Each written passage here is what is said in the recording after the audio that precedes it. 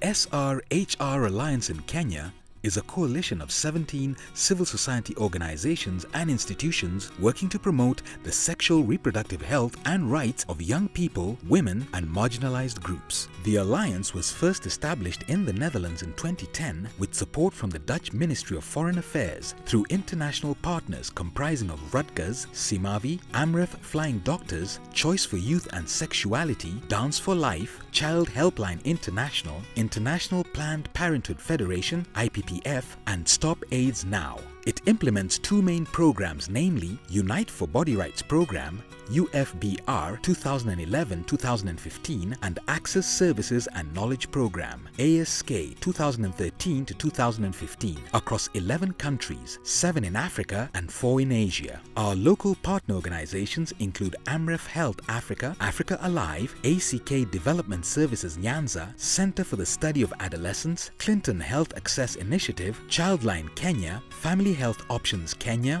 Great Lakes University of Kisumu, KMET, Maximizing Facts on AIDS, Nairobi's Trust, Network for Adolescents and Youth of Africa, National Empowerment Network of People Living with HIV/AIDS in Kenya, Support Activities in Poverty Eradication and Health, World Starts With Me Alumni Youth Advocacy Network, Women Fighting AIDS in Kenya, and UNESCO. As an alliance, we thrive in building synergies and collaborating with like-minded organizations and stakeholders. We are guided by the following 3 main objectives. 1. To increase access to comprehensive sexuality education and sexual and reproductive health information among young people. 2. To increase demand for and access to quality sexual and reproductive health services. 3. To create an enabling environment for the realization of the sexual and reproductive health and rights of young people, women, and the marginalized. These objectives are anchored in a theory of change which presupposes that by empowering young people and women of reproductive age with appropriate SRHR information, their health-seeking behavior will improve, eventually translating to increased uptake of SRHR services. It, however, underscores the importance of an enabling social and policy environment in the provision of SRHR information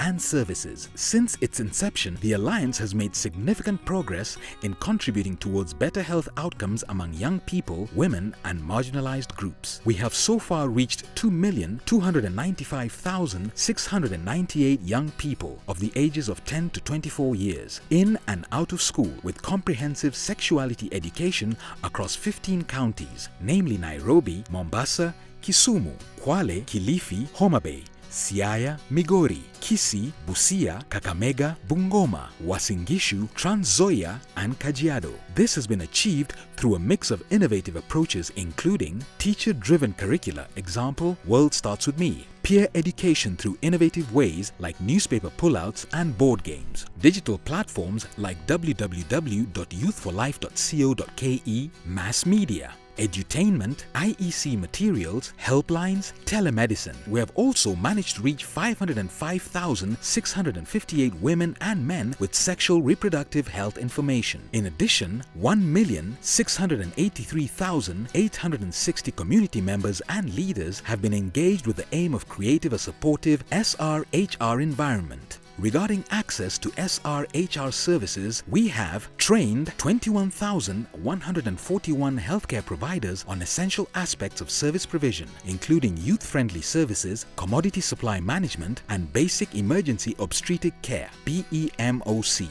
We have supported the establishment of youth-friendly centers in 28 health facilities and supported the setting up and strengthening of community health units. As a result, 8,120,642 young men and women of reproductive age have been able to access SRH services, including commodities, in the counties of operation. We have also managed to implement a community-led alternative rites of passage model in Kajiado County that has significantly contributed to the fight against FGM. On the policy front, we have utilized our comparative strengths to inform different policy discourses, including but not limited to the review and development of the Adolescent Sexual Reproductive Health Policy, the development of guidelines on comprehensive sexuality education, the formulation of the Kenya AIDS Strategic Framework, county budget processes for reproductive health, ICPD beyond 2014 and post-2015 agenda. While progress has been made over the past 5 years, a lot of ground is yet to be covered.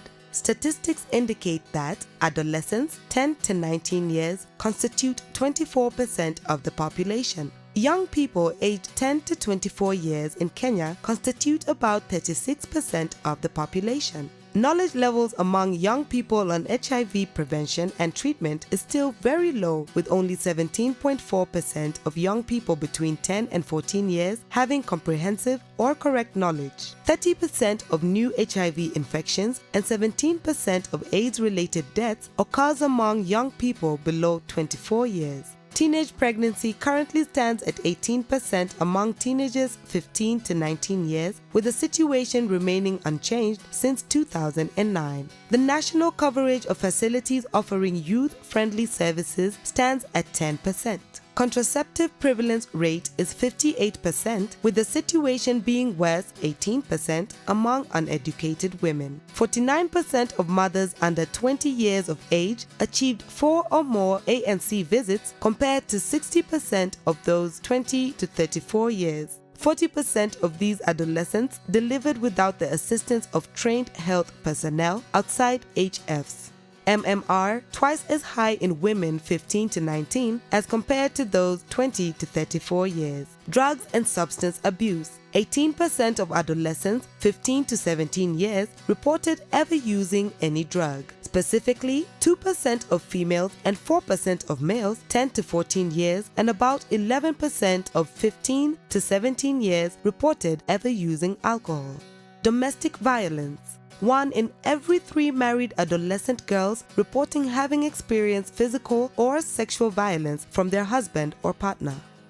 Unsafe abortion. The Guttmacher Analysis 2012 indicated that an estimated 464,690 induced abortions occurred in Kenya, corresponding to an induced abortion rate of 48 abortions per 1,000 women of reproductive age 15 to 49 years and an induced abortion rate of 30 abortions per 100 births. In light of the challenges highlighted, today we launch a 5-year program, Get Up, Speak Out, GUSO, a program that aims to tackle the problem that young people do not claim their sexual and reproductive rights and their right to participation because of restrictions at community, societal, institutional, and political levels. These restrictions hinder their access to comprehensive SRHR education and services that match their needs and hamper their ability to make their own informed decisions concerning SRHR. Acknowledging that addressing health and well-being of young people has profound educational and economic benefits, the GUSO program bases its strategies, approaches, and activities on the theory of change that fundamentally links provision of sexuality education and information, provision of quality, youth-friendly SRH services, and building support for young people's SRHR by addressing socio-cultural and political barriers in terms of practices, norms, and policies. The long-term objective of the GUSO program is all young people, especially girls and young women, are empowered to realize their SRHR in societies that are positive towards young people's sexuality.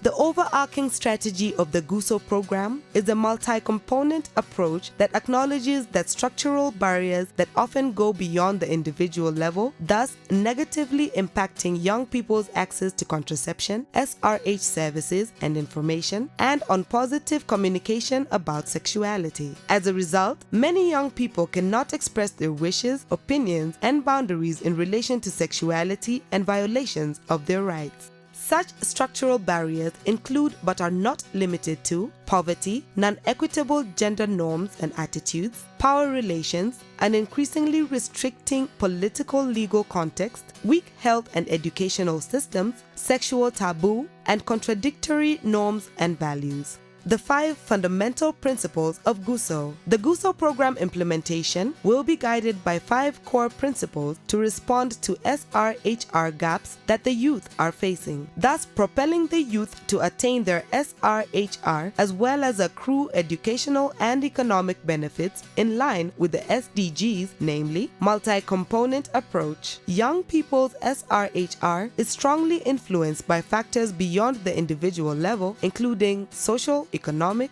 cultural, and political factors. Meaningful youth participation. Young people are structurally engaged as equal partners and leaders at all levels to meet their needs and make their voices heard.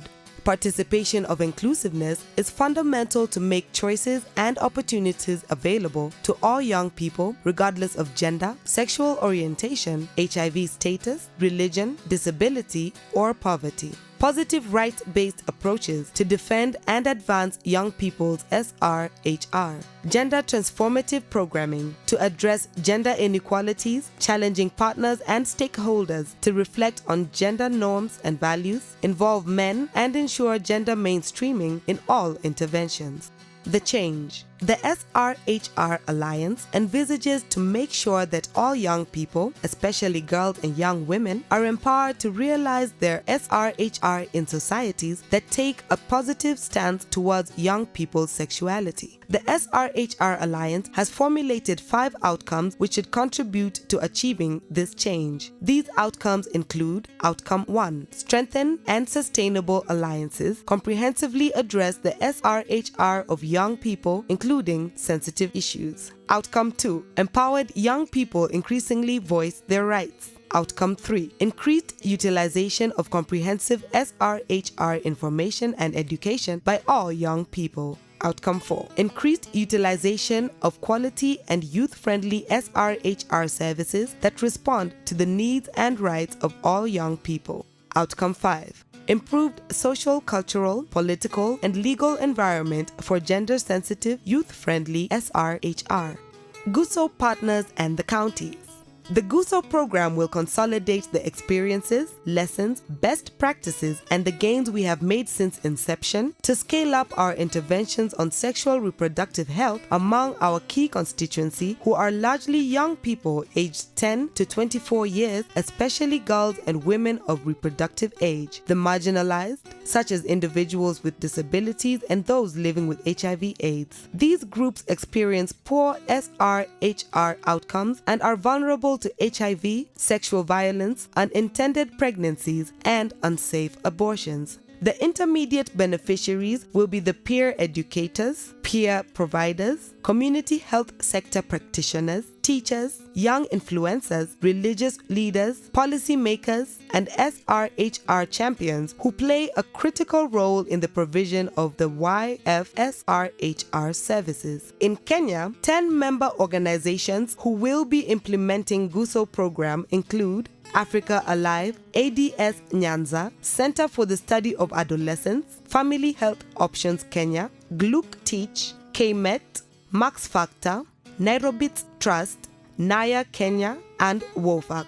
The SRHR Alliance will rely on the strong presence of its partners in the following 6 counties for the interventions: Nairobi, Kisumu, Siaya, Homa Bay, Kakamega, and Bungoma. These sites, especially the rural regions and urban slums, are characterized by difficulties in accessing services that have diverse SRHR needs.